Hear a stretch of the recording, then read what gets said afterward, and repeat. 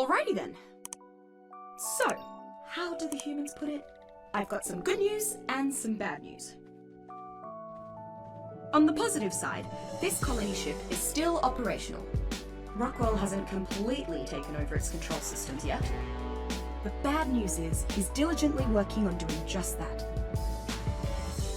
We need to head to the nearest uplink pad and interface with the ship's various subsystems.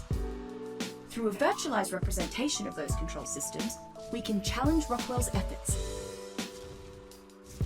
If we're able to do that to enough of the subsystems, then we might weaken him enough to confront Rockwell himself, or whatever's left of him, on the ship's main bridge. Yeah. It's a long shot, but if anyone can pull it off, it's you, Survivor. Well, let's get to it then, shall we? This is a Terran Federation starship, and it's been searching for a habitable world for generations. Just imagine how much effort it must have taken to gather all of this up and shoot it off into space.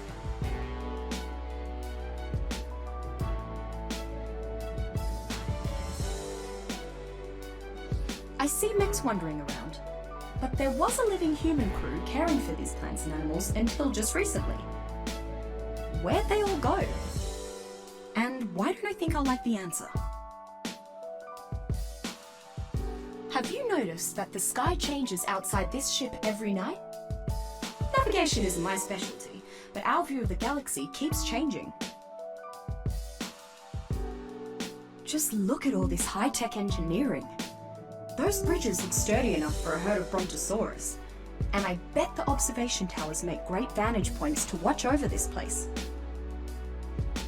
The transhumans went on to build their ARC system using the same engram archive they'd collaborated on with the humanists in the Federation. Given enough time, I bet I could find names I recognize in this database. So how's that exo armor working out for you? Oh, look at that high-tech Federation workmanship and built-in flight capability. A bit of an upgrade from what you wore inside the Genesis simulation, right?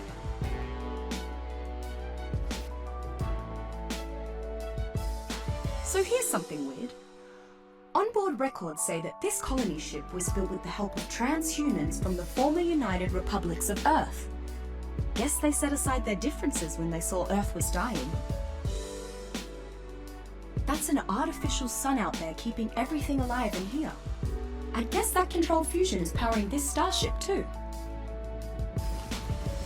This ship was launched with state-of-the-art gene manipulation tech, so the crew could improve on Mother Nature as needed.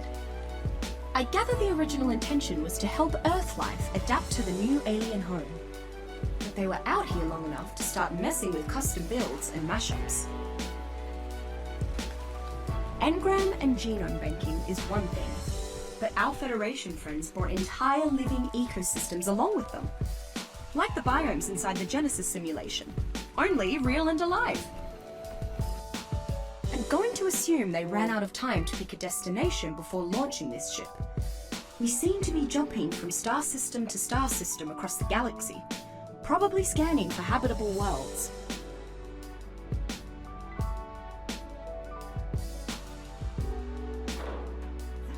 Automated probes jump ahead to explore targeted systems and find mineral-rich asteroids. Bigger rocks get swept up on arrival into the ship's mining ring, what the crew called the rock tumbler. Sure feels weird in here.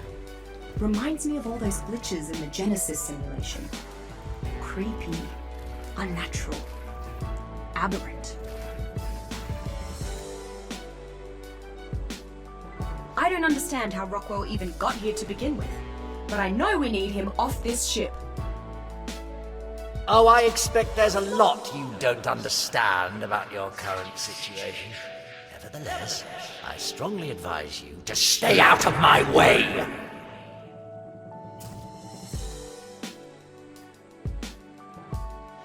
Rockwell's been tinkering with all these animals and plants at a molecular level, experimenting on them. I don't think I'd like that idea. I recommend keeping your distance from that planet. It looks carnivorous. definitely keep your fingers and extremities clear of it. Unless you want to end up as plant food.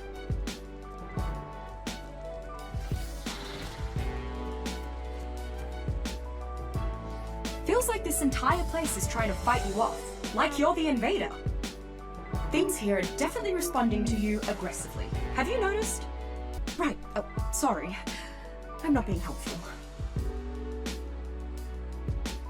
Hexagons are reoccurring shapes in organic chemistry. It makes sense that the crew based their shipboard currency on the most precious resource in the universe, Earth life. Air in here making you feel funny? Eyes burning, skin crawling? I'm reading a lot of weird particulates floating around that seem like bad news. Probably shouldn't touch anything, or put stuff in your mouth.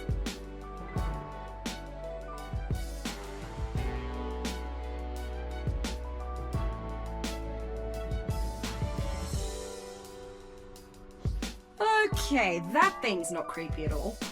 It's like some kind of awful squid jellyfish mashup. How can it be flying around? And why does it have a bright spotlight in the middle there? Ugh, 0 stars. No thanks. Look who's found our way into my domain. Ho ho! And you've brought your star pupil along with you. This is the one you went with. After all those tests and games of pretend, you're survivor? Well, I'm afraid neither of you is going to survive this. Great. Now giant eyeballs are flying around attached to mate flowers. Really makes you feel unwelcome here, yeah? Although, maybe that's the idea. Maybe these are just part of some macroscopic immune system.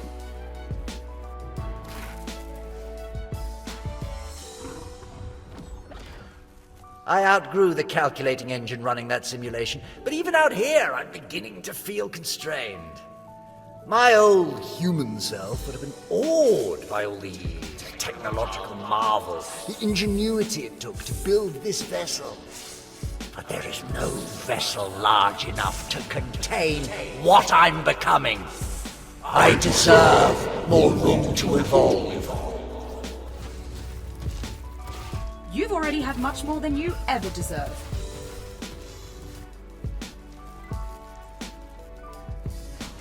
All this stuff. It's not just climbing the walls in here. It looks like it's growing out of them. There are places where the metal just starts becoming meat. Techno-organic interfacing. Solid matter being rearranged at a molecular level. We need to stop this corruption here, before it takes over the rest of the ship.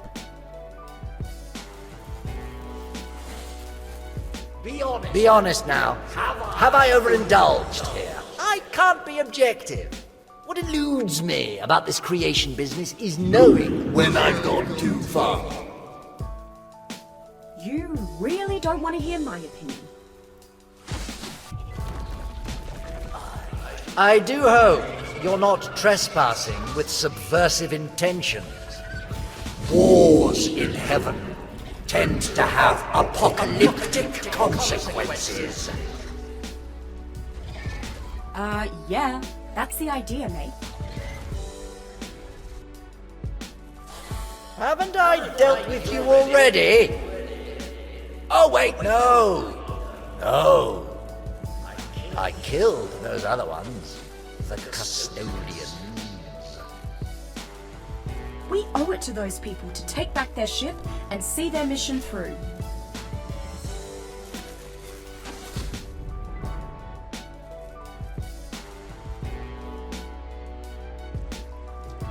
I have to admit, I'm actually glad you've made it this far. Someone from the old world really should be here to witness the dawning of my new age. You see, I've been dabbling in a bit of anthropogenesis, molding some people of my own.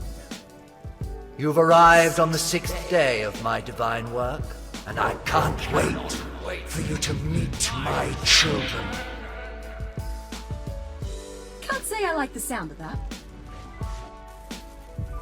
I can use this to access Rockwell's control room. but we'll need to hack into nearly every other system on the ship first.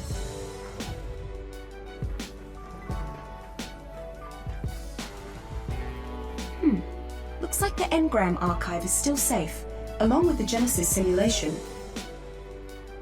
And countermeasures set up by the crew have so far kept Rockwell from corrupting the survivors' stored memories. Wow! A crew member survived almost long enough to program a sequence that would separate the corrupted habitat ring. Her ring separation sequence might be a little on the messy side, but it has the advantage of being ready to go. Gotta make do with what you have, huh? It's up to us to stop him, here and now, while there's still time. Let's finish this, survivor. The ship's nearing its destination, so we're almost out of time. After hopping all over the galaxy, scanning for a habitable world, the ship finally found one. We can't let Rockwell have that world, along with all the Earth life on this ship. You beat him once inside the Genesis simulation. Now, there's actually something solid for you to hit. That looks to be the stuff that Rockwell's been using to augment and aggro all these weird creatures. Maybe you could use it against him. You know, fight fire with fire? Bet he won't expect you to use his precious mutagen to beef up your own critters. Can't wait to see the look on his, faces when you sick those muties on him. Just be careful handling that stuff in the meantime, yeah? If you can get past its tentacular looks, this mutant hybrid seems useful as a food source. You can grow it from seeds, but it provides edible meat. Another of Rockwell's genetic modification experiments, I guess. Not sure if crew members use this for transport, recreation, or both. Seems like you could get around the ring pretty quick on one of these. That Federation-issued Tek Bow makes its own projectiles and shoots them with an EM railgun. I think that baby would put a hole through just about anything. Crew members use this high-tech crop plot to garden all over the ship. Seems like you could use one to raise harvestable plants just about anywhere. Watch where you point that Federation phase pistol. Unless it's set to heal or stun, you could put an eye out with that thing. That there's a Federation Exo-Mek, a kind of utility worksuit for the crew to pilot inside and outside this starship. Good for repairs, heavy lifting, EVAs, plus they could take a beating. I can see how these could really come in handy, especially given how fragile you humans are. Our missing crew called this duck-billed glider a Maewing. They genetically engineered it to be a wet nurse and surrogate parent for all kinds of baby animals. Babies supposedly find their milk irresistible. Now that is one formidable looking predator. I think it's some kind of chimera. Part cat, part slimy tropical fish. All trouble. It seems to have unusually good camouflaging abilities too. What would you name something like that? Oh, how about Shadowmane? Crew manuals call those roaming mechs Striders. I understand they were meant as robotic workhorses for cleaning up toxins and harvesting resources. Huh, workhorses? Imagine climbing up on one of those and riding it around. The crew saw one of those creatures swimming in the interstellar medium and named it Astrodelphis, space dolphin. Someone aboard figured out how to tame and ride them. Guess they must have had a lot of time on their hands. Whoever designed those flying robotic sentries must have been into 20th century high fantasy epics.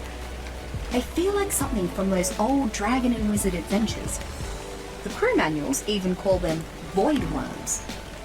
Exactly what a fan of that genre would want guarding all of Earth's riches. That critter might seem kinda cute at arm's length, but you shouldn't let it get near your head. I think it might be an ideovore. Like a vampire, but for free will. Oof, creepy little noggin goblin. Wait, you could call it a Noglin!